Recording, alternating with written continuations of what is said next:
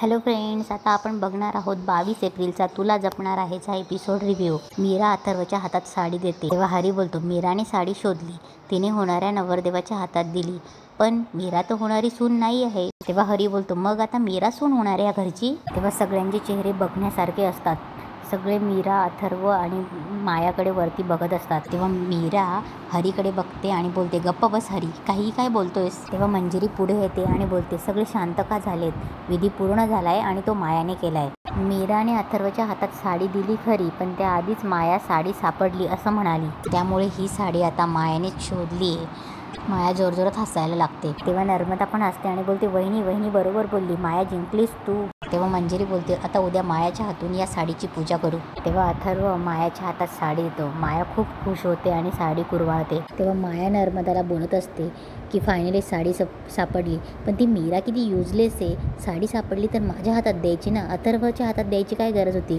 तेव्हा नर्मदा बोलते, तेच तर ना, मला तर वाटलं आता झालं, तुझं आणि अथर्वचं लग्न आता मोडलं, पण नशीब वहिनी लगेच म्हणाल्या, ही जरी साडी मीराने अथर्वच्या हातात दिली असली तरी ती मायाने शोधली आहे। तेव्हा माया बोलते, तुम्ही नीट लक्ष दिलं असतं तर ही वेळ आली नसती आत्या। तेव्हा नर्मदा बोलते, ए काय तुझं काहीतरीच काय बोलतेस, मी उलट मदत केली तुला साडी शोधायला। तेव्हा माया बोलते, खूप छान लक्ष दिलं तुम्ही, साडीवर लक्ष ठेवता आलं नाही तुम्हाला, त्यात मी साडी शोधायचं नाटक केलं, त्यात वेळ वाया गेला। तेव्हा नर्मदा बोलते, एक मिनिट, ते सगळं जाऊ दे, मुळात मला हा प्रश्न पडलाय की ही साडी तिथून गायब झाली कशी। तेव्हा माया बोलते, आत्या प्लीज प्लीज जाऊ द्या हा विषय, जी वाट लागायची होती ती लागून झाली आता। तेव्हा नर्मदा बोलते, नाही नाही नाही, काय वाट लागलेली नाही, झालं गेलं गंगेला मिळालं, विसरून जाते सर्व आता, आता साडी आली ना आपल्या हातात, साडी आली ना आपल्या हातात, आता फक्त एकच काळजी घ्यायची आहे, उद्या साडीची पूजा आहे, त्यामुळे त्या साडीवर डाग पडू देऊ नकोस कुठलाही। तेव्हा नर्मदा गेल्यावर माया साडी बघते आणि बोलते, आता ही साडी उद्या सतत माझ्या डोळ्यासमोर राहील, काही होऊ देणार नाही मी हिला। तेव्हा मीरा किचनमध्ये असते आणि बोलते, मीरा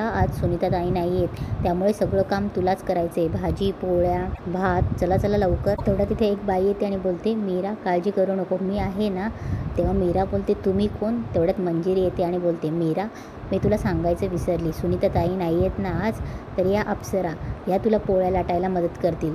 तेव्हा मीरा विचारते, ताई तुम्हाला माझं नाव कसं माहिती। तेव्हा अप्सरा बोलते, अगं सुनीता म्हणाली, जी साधी भोळी मुलगी असेल ना ती मीरा। तेव्हा मीरा बोलते, बरं मी तुम्हाला सगळं सामान काढून देते, तोपर्यंत तुम्ही हात धुवून घ्या, तिथे नॅपकिन पण आहे। तेव्हा अप्सरा ती रात्र शाळेत शिकते आणि संसारी करते हे मीराला समजून देत असते। तेव्हा अप्सरा मीराला तू नाही शिकली म्हणून विचारते आणि तिला समजावून सांगत असते की मुलगी शिकली आणि प्रगती झाली, आपल्याला खरंच स्वतःची, कुटुंबाची आणि देशाची प्रगती करायची असेल तर प्रत्येक मुलीने शिकलं पाहिजे। इकडे पूजेसाठी गुरुजी आलेले असतात आणि गुरुजी पूजेची तयारी करत असतात। तेव्हा ते दादासाहेबांना बोलतात, दादासाहेब मानाच्या साडीची पूजेची तयारी करायची का। तेव्हा गुरुजी बोलतात, भाभी वर वधूंना बोलवून घ्या। तेवढ्यात अथर्व येतो आणि बोलतो, हो आई रेडी, मी आलोच।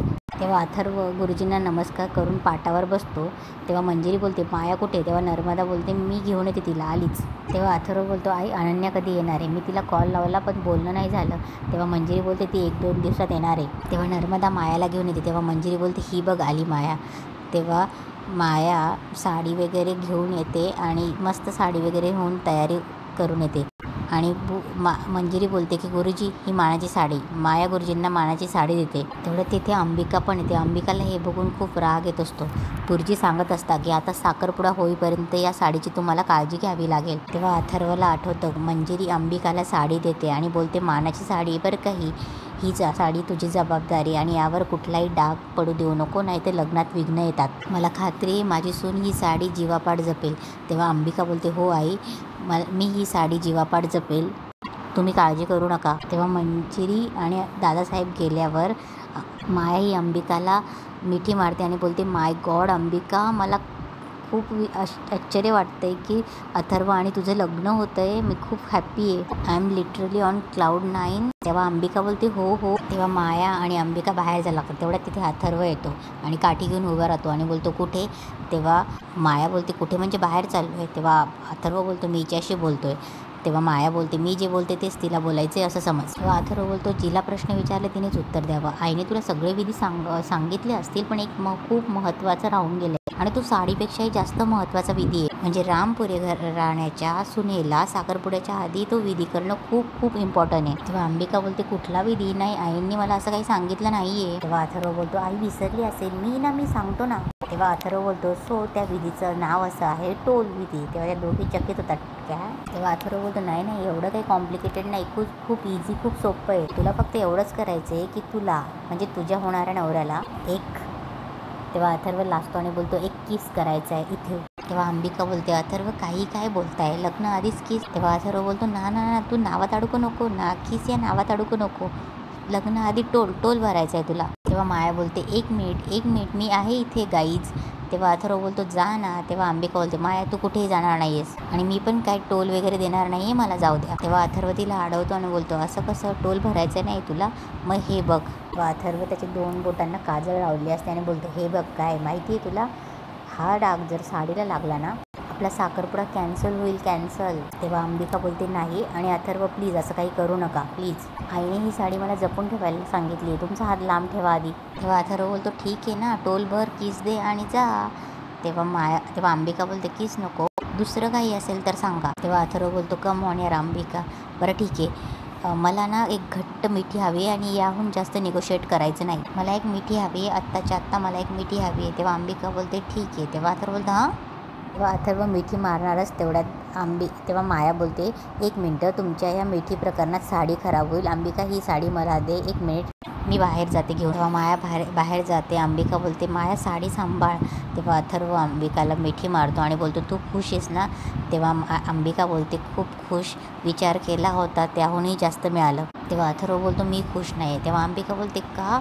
तेव्हा अथर्व बोलतो काय फॉर्मॅलिटी विधी सगळं, मी मनापासून तुला बायको मानून घेतलं आहे, मग का करतोय आपण एवढे सगळे फॉर्मॅलिटीज, मला अजून नाही थांबायचं आहे. तेव्हा अंबिका बोलते अथर्व हे सगळं आपल्या चांगल्यासाठीच चाललं आहे ना आणि तसंही काही दिवसांचाच प्रश्न आहे फक्त. तेव्हा अथर्वची काजळ अंबिकाच्या ब्लाऊजला लागते आणि अंबिका बोलते अथर्व काय आता मी खाली गेल्यावर कसं वाटेल, मला डाग लागला ना माझ्या ब्लाऊजला. तेव्हा अथर्व बोलतो त्यात काय, असं सांग ना, दृष्ट लागू नये म्हणून दीट लावलाय. तेव्हा अंबिका बोलते असं. तेव्हा अंबिका अथर्वच्या हातांची काजळ त्याच्या गालांना लावते आणि बोलते हे बघा. तेव्हा अथर्व बोलतो हे काय. तेव्हा अंबिका बोलते तुम्हाला दृष्ट लागू नये म्हणून. हे सगळं अथर्वला आठवत असतं आणि अथर्व मनाशी हसत असतो आणि मायाकडे बघून आता हसतो. तेव्हा अंबिका तिथे असते आणि बोलते अथर्व ऐका, हे सगळं नका करू, ही माया आहे ना ही तुमची बायको होईल पण आपल्या वेदाची आई कधीच होऊ शकणार नाही. अथर्व ऐका माझं एकदा प्लीज, हाय ऐका ना, तुम्ही या मायावर आपल्या घराची जबाबदारी सोपवण्याचा प्रयत्न करताय पण ही आपल्या वेदाला मारण्याचा प्रयत्न करते हो. तिकडे अजित मनात बोलत असतो अथर्व आता तुला काय हसायचं, हसून घे, नंतर मी तुला रडवणारच. तेव्हा मंजिरी दादासाहेबांना बोलत असते पाहिलं का हो. तेव्हा दादासाहेब बोलतात पाहिलं ना, हे सगळं तुझ्या तपस्येचं फळ आहे मंजिरी. तेव्हा केशव काका दादासाहेबांना बोलत असतात की दादासाहेब आज अथर्व सरांच्या चेहऱ्यावरचा आनंद बघून असं वाटतंय की त्यांनी मागचं सगळं विसरून पुढे जायचा प्रयत्न केला आहे. तेव्हा दादासाहेब बोलतात केशव यात तुमचा महत्त्वाचा वाटा आहे, तुम्ही वेळोवेळी त्याला समजवत आलात ना म्हणून. तेव्हा अंबिका विचार करत असते काय आता काय करावं, कसं यांचं साखरपुडा थांबावा. तेवढ्यात तिला बडी दिसतो.